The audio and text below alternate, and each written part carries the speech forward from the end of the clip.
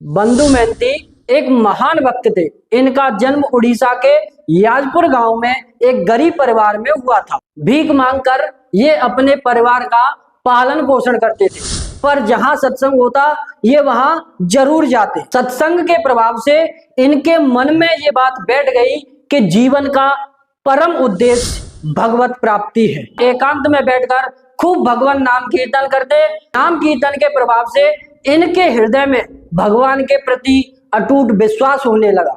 अब उन्होंने अपनी पत्नी से कहा कि मेरे हृदय में एक बात आ रही है, अगर तुम हमारी पत्नी हो तो वास्तविक पत्नी बनो। हमारे हृदय में ये बात बैठ गई है कि जीवन का परम लाभ भगवत प्राप्ति है, तो तुम जैसा हम भजन करते हैं वैसा ही तुम भजन करो, तब तुम हमारी सच्ची अर्धांगिनी होगी। तो वह पति की आज्ञा के अनुसार कीर्तन में बैठने लगी, भजन करने लगी। अब इनके हृदय में दृढ़ विश्वास हो गया कि मुझे भगवान जरूर मिलेंगे, और विचार करते हैं कि मुझे ऐसे भगवत भक्तों का संग प्राप्त हो जो भगवत अनुराग में डूबे हुए हों। अंदर ही अंदर सोचते हैं कैसे प्राप्त करूं, कहां जाऊं, कहां ढूंढूं। कहते हैं कि जब भगवत मिलन की लालसा होती है तो भक्त के हृदय में एक प्यास जागृत होती है, एक विरह वेदना जागृत होती है। एक पल के लिए भी हृदय में चैन नहीं होता। बंधु मेहनती के हृदय में ऐसी ही व्याकुलता प्रकट हो गई, और यह विरह अग्नि उनके हृदय को चैन नहीं लेने दे रही। जैसे किसी कंगाल के हृदय में बहुत बड़ी संपत्ति की चाह हो, उपाय कोई दिखाई ना दे, ऐसे ही बंधु मेहनती के हृदय में भगवत प्राप्ति की चाह हुई, लेकिन कोई उपाय नहीं मिल रहा जिससे प्रभु मिल जाए। हालत ऐसी कि शरीर पर जो कपड़ा है उसमें सैकड़ों गांठ लगी हुई है। बच्चों का पालन पोषण भिक्षा मांगकर चलता है। कई कई दिनों तक तो भिक्षा में अन्न भी नहीं मिलता, भूखे रहकर समय व्यतीत करना पड़ता है। एक दिन उन्होंने अपनी पत्नी से कहा कि मेरा जगत में कोई हितैषी नहीं है, कोई सहयोगी नहीं है। कई दिनों से भोजन नहीं मिला है, पर एक मेरे मित्र हैं जो बहुत धनी है। अगर तुम मेरा साथ दो तो अपने मित्र के यहाँ ले चलें, वहां हमें भूखा नहीं रहना पड़ेगा, लेकिन 5 दिन का रास्ता है। तो उनकी पत्नी सोचती है कि कई दिनों से तो भोजन नहीं मिला है, 5 दिन का रास्ता है, कैसे चल पाएंगे। परंतु अगर आपकी आज्ञा है तो हम जरूर चलने का प्रयास करेंगे। जो समस्त दरिद्रता दुखों का हरण करने वाले हैं, उन प्रभु के दर्शन के लिए बंधु के हृदय में वेदना हुई और नगर को छोड़कर चल दिए। एक छोटी बच्ची, एक लड़का, दोनों को कंधे पर बिठाया और पत्नी को साथ लिया। रास्ते में जब बहुत भूख लगती तो पानी पिला देते या कोमल कोमल पत्ते लाते और पत्नी बच्चों को खाने के लिए दे देते, और कहते कि भगवान कृपा करेंगे, हमारे भी दिन बदलेंगे, धैर्य पूर्वक हमारे मित्र के पास चलो। बंधु के पुत्र और पत्नी उन कोमल कोमल पत्तों को खाते, परंतु बंधु मन ही मन रोने लगता है। हे घट के वासी, हे अंतर्यामी, मैं तो सह सकता हूँ, पर मेरे बच्चे, मेरी पत्नी कैसे कष्ट में हैं। प्यारे, इतनी कृपा कर दो कि मैं आप तक पहुंच जाऊं। ऐसा ना हो कि मैं यात्रा पूरी ही ना कर पाऊं, बस इतनी सामर्थ्य दे दो कि मैं एक बार तुम्हारे दरवाजे तक पहुंच जाऊं। और स्त्री बच्चों को साथ लेकर के फटे पुराने कपड़े पहने हुए आगे बढ़ने लगता है। परिवार सहित लड़खड़ाते हुए 5 दिन की यात्रा करके भगवान श्री जगन्नाथ जी के धाम में पहुंचा। दूर से ही जगन्नाथ जी के दर्शन करके साष्टांग लेट गया और पत्नी से कहता है, देखो ये हमारे मित्र हैं, मेरे यार हैं, मेरे दीन बंधु हैं। सिंह द्वार के सामने आकर आनंद आवेश में मगन है, लेकिन कौन पूछता है उसको। पत्नी पुत्र फटे पुराने कपड़े पहने हुए एक कोने में खड़ा होकर ठाकुर जी को देख रहा है। सिंह द्वार पर बहुत भीड़ थी। पत्नी और बच्चे भूख से व्याकुल थे। वो भगवान के दर्शन करके खड़ा है। थोड़ी देर में देखा कि पट बंद हो गए, किसी ने नहीं पूछा, और पत्नी से कहता है, धैर्य रखना, अभी मेरे मित्र बहुत लोग आए हैं ना, उनसे मिल रहे हैं। पत्नी बच्चों सहित मंदिर के पीछे जहां जगन्नाथ जी की प्रसादी के धोवन का नाला निकलता है, उस नाले के पास जाकर बैठ जाता है, और उसी नाले में से जगन्नाथ जी की प्रसादी के धोवन को स्वयं पाता है। पत्नी बच्चों को भी पवाता है, प्रभु की प्रसन्नता के लिए नाम कीर्तन कर रहा है। अपने लिए भक्त का ऐसा प्रेम ठाकुर जी देख रहे हैं। जगन्नाथ जी के मंदिर में भंडार गृह का ताला लगा हुआ है और ठाकुर जी अंदर विराजमान है। ठाकुर जी ने भंडार गृह से अपने भोग की थाल उठाई और भंडार गृह से सुंदर सुंदर मिठाई पकवान उस थाल में लिए और मंदिर से बाहर आ गए।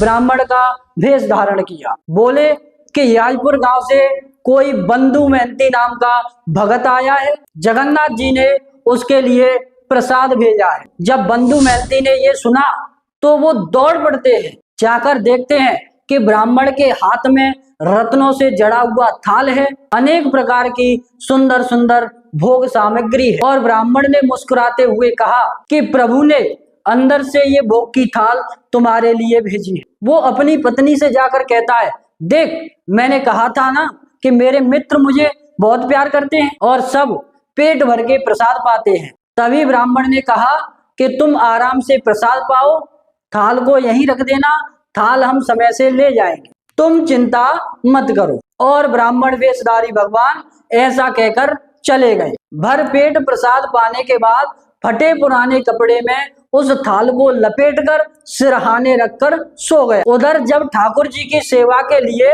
मंदिर के पट खोले गए तो देखा कि भंडार गृह की सब सामग्री अस्त व्यस्त है, ताला खुला हुआ है, ठाकुर जी का रत्नों से जड़ा हुआ थाल भी गायब है। वहां शोर मच गया कि ठाकुर जी के भंडार गृह का ताला टूट गया, कोई चोर थाल चुरा ले गया, प्रसाद भी चुरा ले गया। और कुछ लोग ढूंढने के लिए निकले तो देखा कि नाले के समीप फटे पुराने कपड़ों में लिपटा हुआ थाल दूर से चमक रहा था। लोगों ने आकर देखा कि देखो देखो ये है चोर, और स्त्री बच्चों सहित सबको पकड़ लिया और पिटाई करने लगे।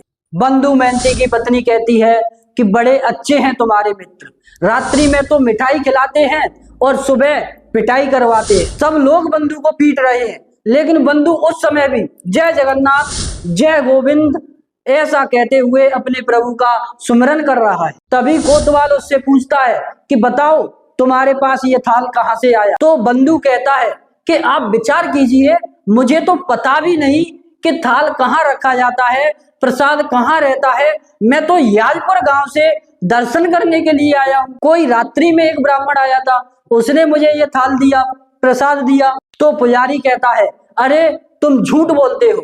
तभी वहां जो बड़े बड़े अधिकारी जन थे उन्होंने कहा कि उसकी बात तो समझो, अगर वह भंडार गृह में घुसा होता तो मेन गेट का भी ताला टूटा हुआ होता, लेकिन उसका तो ताला लगा हुआ है। इधर ये सब देखकर बंधु की पत्नी घबरा रही थी। जब बंधु ने अपनी पत्नी की ओर देखा कि वो बहुत परेशान है तो ठाकुर जी से प्रार्थना करता है, हे प्रभु आप ये देख लो कि कहीं ऐसी परिस्थिति ना हो जाए कि आपकी कृपा पर मेरी पत्नी को संदेह होने लगे। तभी जगन्नाथ जी महाराज ने एक और नई लीला की।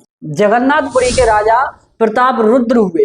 प्रताप रुद्र भी प्रभु के बड़े भक्त थे। वो अपने महल में सो रहे थे। जगन्नाथ जी वहां गए और प्रताप रुद्र से बड़े ही कड़क स्वर में कहा कि तुम यहाँ सो रहे हो, वहां मेरे भक्त को बड़ा ही दुख दिया जा रहा है। तेरे कर्मचारी उस भक्त की पूजा न करके उसको गालियां दे रहे हैं, उसकी पिटाई कर रहे हैं। उसे मैंने स्वयं थाल दिया, स्वयं प्रसाद दिया। वह मेरा बहुत बड़ा प्रेमी है, मेरा परम भक्त है। जल्दी जाओ और क्षमा मांगो उससे, क्योंकि तुम राजा हो। अगर तुम्हारे राज्य में भक्त का ऐसा अपमान होता है तो हम तुम्हें दंड देंगे। तू भला चाहता है तो तत्काल जा और सम्मान पूर्वक उसे प्रणाम करके क्षमा मांग। कैसी लीला है प्रभु की, एक तरफ तो पिटाई करवा रहे हैं और दूसरी तरफ राजा से पैर छुलवा रहे हैं, और कहते हैं कि आज से हमारे मंदिर के हिसाब किताब का अधिकारी वही होगा। ठाकुर जी ने ऐसा आदेश कर दिया। इतना कहकर प्रभु अंतर ध्यान हो गए। राजा हड़बड़ाकर जगा, तत्काल पोशाक धारण की, घोड़ा मंगवाया, तुरंत वहां पहुंचा और जाकर सबसे स्वप्न की बात कही। हाथ जोड़ करके साष्टांग प्रणाम किया और हृदय से लगा करके कहा कि जो कुछ भी आपके साथ हुआ है उसके लिए हमें क्षमा करें। सबको बताया कि जगन्नाथ जी का सीधा आदेश है, आज से मंदिर का पूर्ण अधिकारी यही होगा। राजा ने विनय की और कहा कि जो हमें प्रभु ने आदेश दिया है आप उसे स्वीकार करें। तब से आज भी बंधु मेहनती की कुल परंपरा से वही सेवा करते चले आ रहे हैं। आज भी जगन्नाथपुरी का हिसाब किताब उन्हीं के दस्तक से होता है। जरूरी नहीं कि आपके पास धन हो प्रभु तभी प्रसन्न हो, या आप उत्तम जाति के हो, रूपवान हो, गुणवान हो, कुलवान हो, इनका कोई महत्व नहीं। प्रभु तो केवल प्रेम और अपनेपन से प्रसन्न होते हैं। भक्त बंधु मेहनती का जीवन हमें यह सिखाता है, सच्ची भक्ति का मतलब भगवान के प्रति मन वचन कर्म से पूर्ण समर्पण करना है। बोलिए सच्चिदानंद भगवान की जय।